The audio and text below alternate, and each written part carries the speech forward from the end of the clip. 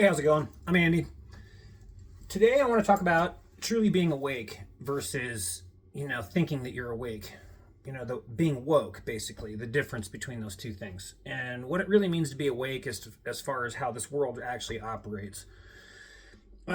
So first off, some people are atheists, some people are agnostic, some people believe in religion, obviously. And these different beliefs are coming into play into our society with greater influence than you understand. You might be an atheist and not believe in religion, but there are people out there that are pulling the strings to these world events that do believe in end time prophecy and so forth. One good example I could tell you is Israel getting the red heifer ready for slaughter because they believe that their Christ is here, which is Christianity's Antichrist. They're getting ready for that. They believe in their hearts, in their minds, this is the end times. The Catholic Church kind of believes in the same thing too. A lot of religious sects are sort of saying that yes, we are definitely in the end times. Now, I do think we are in the end times myself, and I know every generation has said this. I realize that, but when you start putting all these factors, the big factors as far as what's going on in the world, like all the economic problems around the world going on in every single country right now. How about the birth rates around the world? Nobody's having any kids, right? Everything is just kind of coming to a head, basically. And it does feel like we're going to have a mass depopulation over the next 20 to 40 years. It doesn't take a rocket scientist to see that, and it's not like it's very hard to see that happening. If you look at any demographics on the planet, everything's upside down. You have way less kids than you do old people. It should be like that. You should be having more kids than adults so that the population constantly grows a little bit. And some of you are going to say, well, we're overpopulated anyways. I beg to differ. I live in one of those flyover states, and I can drive 4 miles with nothing out here. There is way more open terrain in the United States than there are cities. Okay? Some of you guys that believe this have not stepped foot outside of your city to see the extent.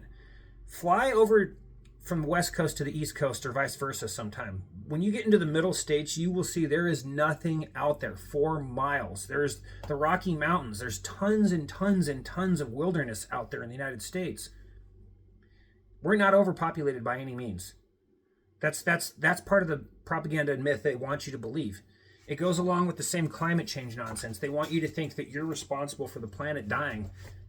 Planet's not dying. We're just extremely inconsiderate. Okay, we have chopped down tons of forests during the 1800s, and we're facing ecological death from that, and we are facing a lot of other things that mankind did. But the climate's fine. The climate is absolutely fine. We can't control that whatsoever. The sun, the magnetic poles, the solar, the polar ice caps, the moon. That's what drives the climate. Mostly the sun. Us polluting a little bit of CO2 from a fire is not going to do it. Okay, I don't care. Like, it's just common sense here, right? Like, how long have forest fires existed before man putting them out? A long time. Fire is a part of the ecology of forests around the world.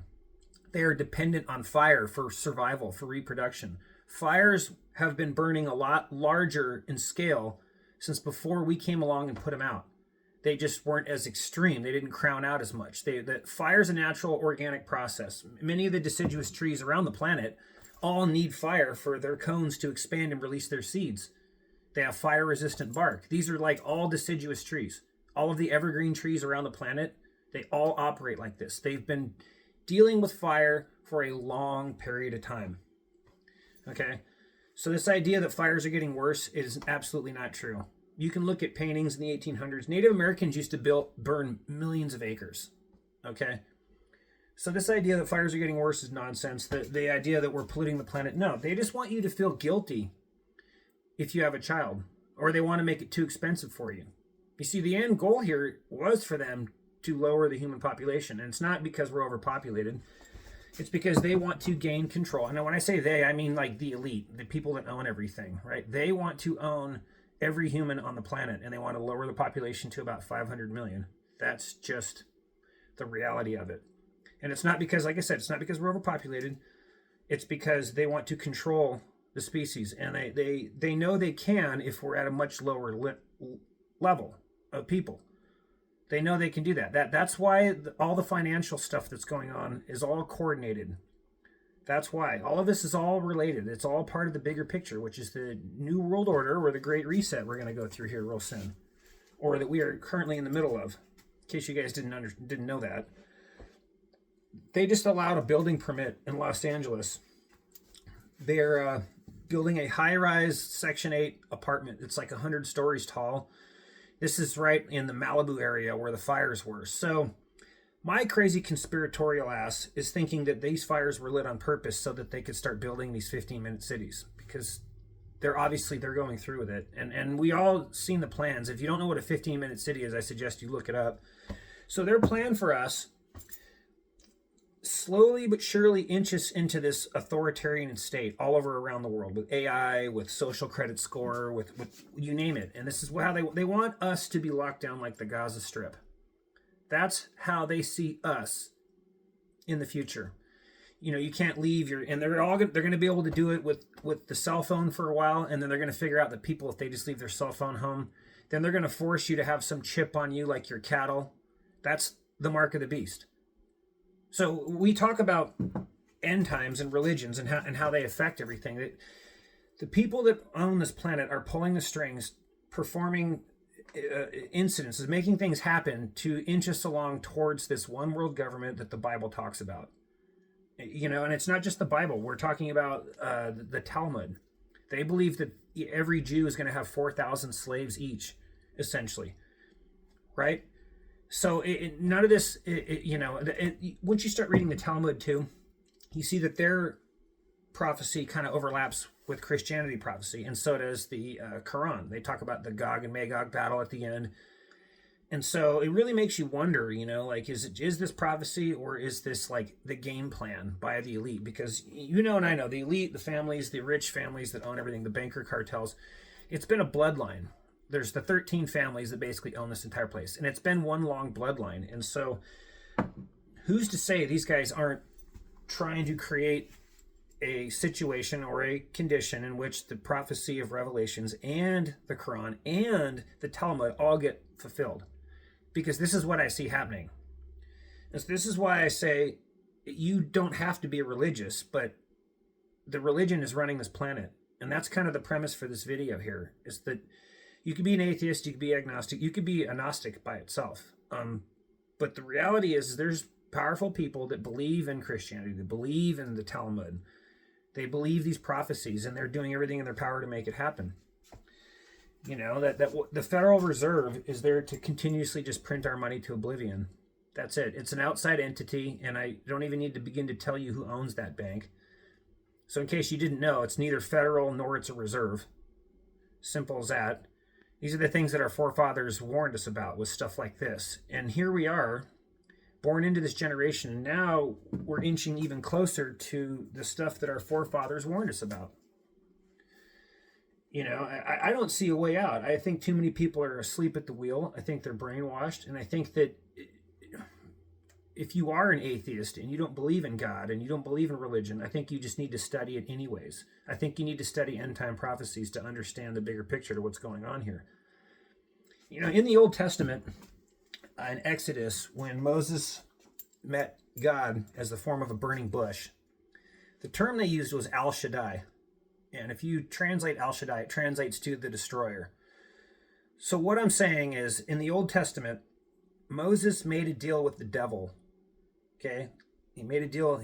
They said, if you spread out across the entire world, I will give you all the riches of the planet, basically. This is the deal they consistently made. It is very much truth. There's parts of religion that I for years, I'd be like, that's nonsense. There's no way he walked on water. Right? All the miracles in there, I have my doubts about. So I'm not necessarily a Christian.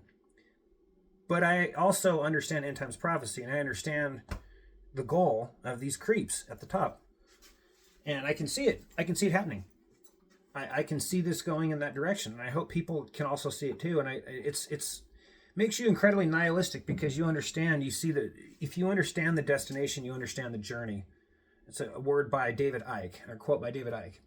And basically, if you know what their goals are, you understand why they're doing what they're doing. Because everybody around the world, in any Western country, it seems like it doesn't matter who you vote for. They're all politicide, if that's a word, or infanticide.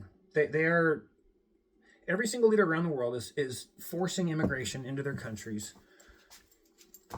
right? And I mean mass numbers of immigration to the point to where there's no more representation for your own genetic makeup in a lot of European countries. And I mean, unless they do something soon, they're done. And the same thing's going to happen to America. You see, Caucasians are going to be the minority by 2045 in America. Now, regardless what you think, right, some of you might be even cheering that on. Cool. Well, that's my heritage and my culture. So I'm not cheering that on whatsoever. In fact, I'm really sad and depressed about that. And I want to sound the warning. And I want to tell people that this is their plan for us, is they want to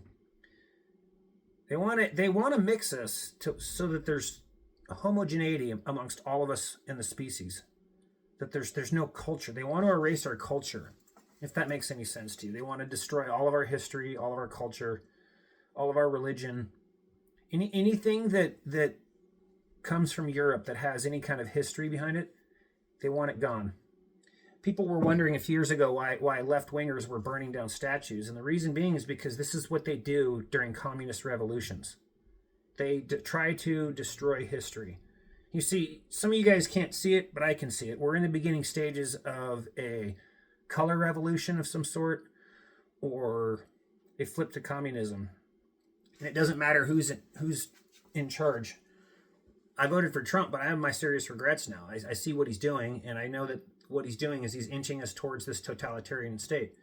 I've mentioned before in another video, he contracted with Palantir to put a database on every single American. And this is a quite extensive database they're talking about. They're talking about a file that takes all your tax data, your health data, your schooling data, like your criminal history. I mean, you name it. Every single piece of data they have on you from the internet and every file from every agency, they combine into one file. And they want to do that for every single American. Now they're using the guise, under the guise of immigration. We got to do this for the illegal immigration, but there's always a double-edged sword to every single one of these things. That you see, they have a problem, which was, well, there's too many immigrants here. Reaction, well, we need to kick them out and put a database on every single American, get them a real digital ID. That's the solution, right? It's the Hegelian dialect, and some people aren't really noticing this. And the left and the right are working together at this. Okay, who opened the fucking floodgates? Who let them in the first place? The left did. And we go to the right to say, oh, we need to fix that problem. And we go with their solution. What's their solution? Put a dog tag on every American. A chip. That's where this is going. Okay? So again, we're talking about the mark of the beast in the Bible. That's where this is going. Okay? There's going to come a point in time when AI is going to take everyone's jobs. Society is going to essentially fall apart. They're going to have to provide us with some sort of sustenance or means. So then they can then force you to live in a 15-minute city and force you to have some sort of digital implant. And they have a giant database on you. They could say, you've been a bad boy this week. You don't get your shekels, right? You can't eat red meat. It's bad for the environment. And once we switch to digital currency, another thing that Trump's pushing, it's over for all of humanity for the rest of history, unless we have something like a solar flare knock the internet out for eternity. Because at that point, we are in a digital gulag. And there's no escaping it, right? I want us to be very careful about the slippery slope that we're on right now. And I want you guys to understand, if you're MAGA like me and voted, I want you to wake up and realize that we got played, okay? Everything's going to shit, and it's all because these people believe in religion. So you don't have to believe in it, but religion is dictating how our world works. That's the truth. And when you wake up to it, you see how evil and how accurate some of these claims are about the Jews making deal with the devil, with what Jesus said about the devil runs this place. It starts to make a lot more sense.